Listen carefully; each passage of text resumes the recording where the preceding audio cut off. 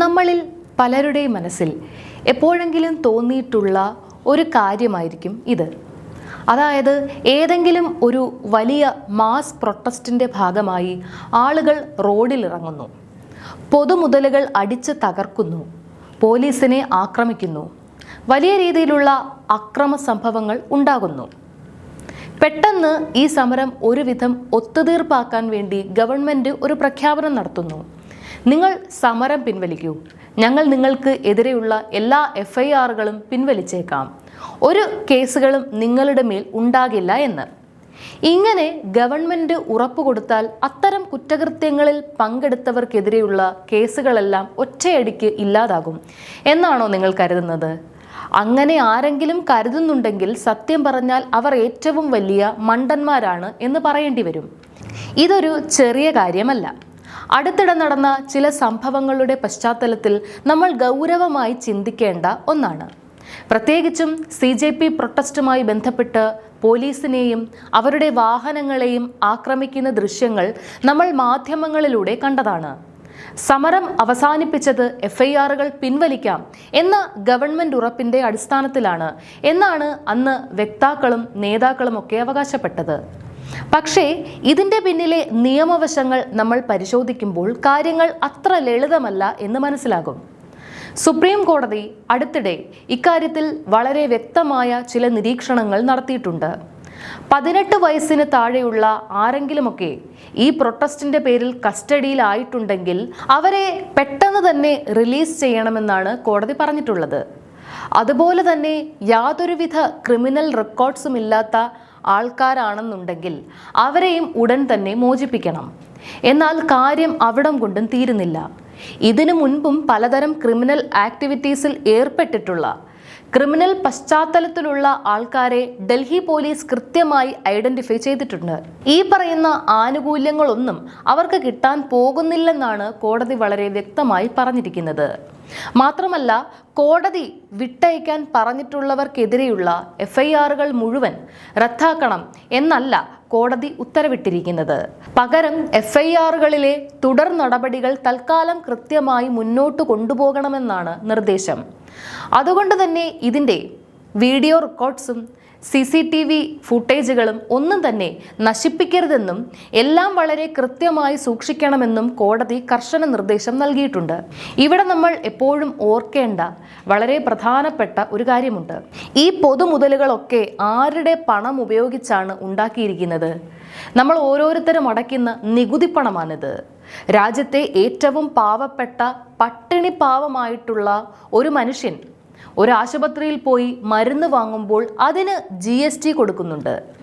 അല്ലെങ്കിൽ ഒരു packet bread വാങ്ങുമ്പോൾ പോലും അതിൽ GST അടയ്ക്കുന്നുണ്ട്. അതുപോലെ രാജ്യത്തെ സാധാരണക്കാരായ ജനങ്ങൾ നൽകുന്ന GST വരുമാനം, ടാക്സ് അടയ്ക്കാൻ കപ്പാസിറ്റി ഉള്ളവർ നൽകുന്ന income tax, property tax, land tax, ഇങ്ങനെ നമ്മൾ നൽകുന്ന കോടിക്കണക്കിന് രൂപയാണ് ഈ രാജ്യത്തിൻ്റെ പൊതുമുതലുകൾ നിർമ്മിക്കാൻ ഉപയോഗിക്കുന്നത്.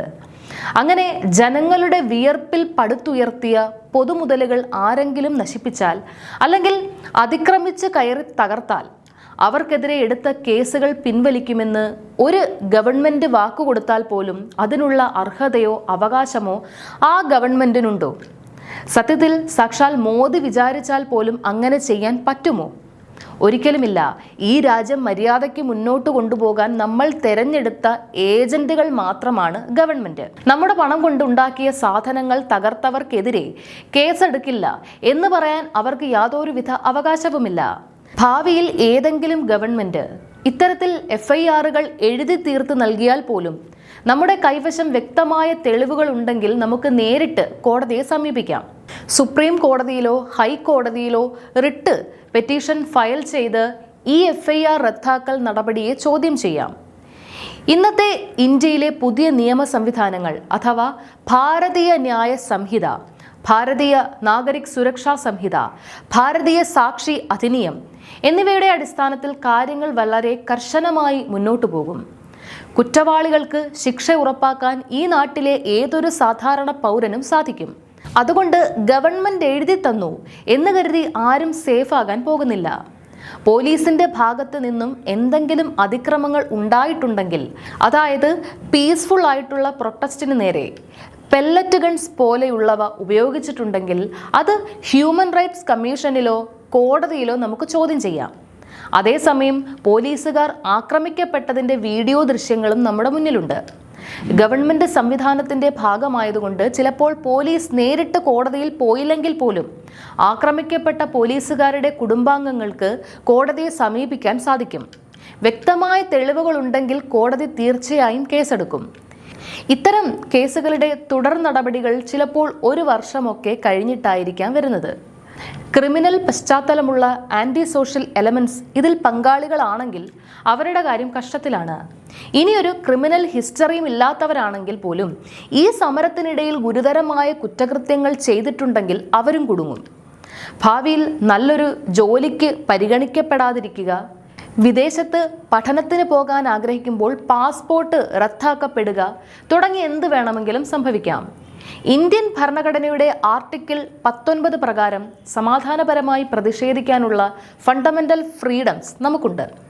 പക്ഷേ അത് പൂർണ്ണമായും സമാധാനപരമായ പ്രതിഷേധം മാത്രമായിരിക്കണം. ആരെയും അറ്റാക്ക് ചെയ്യാനോ പൊതുമുതൽ നശിപ്പിക്കാനോ നിയമം കയ്യിലെടുക്കാനോ ഉള്ള അവകാശം ആർട്ടിക്കിൾ 19 നൽകുന്നില്ല. അതുപോലെ ആർട്ടിക്കിൾ 21 ജീവിക്കാനുള്ള അവകാശത്തെക്കുറിച്ചും പറയുന്നുണ്ട്. മറ്റുള്ളവരുടെ ജീവിക്കാനുള്ള അവകാശത്തിന് മേൽ കയറി നിരങ്ങാൻ ആർക്കും അവകാശമില്ല. സെക്രട്ടേറിയറ്റിന് മുന്നിലൊക്കെ നമ്മൾ കാണുന്ന പല സമരങ്ങളും ഹർത്താലുകളും പോലും സാധാരണക്കാരുടെ സഞ്ചാര സ്വാതന്ത്ര്യത്തിനെയാണ് തടയുന്നത്. ഇതെല്ലാം കോടതികൾ വളരെ ശക്തമായി വിലക്കിയിട്ടുള്ള കാര്യങ്ങളാണ്. അതുകൊണ്ട് ഇത്തരം കാര്യങ്ങളിൽ അനാവശ്യമായ മണ്ടത്തരങ്ങൾ കാണിക്കാതിരിക്കുക. ഗവൺമെന്റ് വിചാരിച്ചാൽ പോലും പൊതുമുതൽ നശിപ്പിച്ചവരെ കേസിൽ നിന്ന് രക്ഷപ്പെടുത്താൻ കഴിയില്ല. നിയമം അതിൻ്റെ വഴിക്ക് പോവുക തന്നെ ചെയ്യും. നാളെ ഏതെങ്കിലും ഒരു രാഷ്ട്രീയ സമരത്തിന്റെ പേരിൽ പൊതുമുതലുകൾ നശിപ്പിക്കപ്പെടുകയോ അക്രമങ്ങൾ നടക്കുകയോ ചെയ്താൽ ഗവൺമെന്റ് കേസുകൾ പിൻവലിച്ചാലും കുറ്റവാളികൾക്ക് നിയമപരമായി കടുത്ത ശിക്ഷ തന്നെ ലഭിക്കണം എന്ന് നിങ്ങൾ കരുതുന്നുണ്ടോ?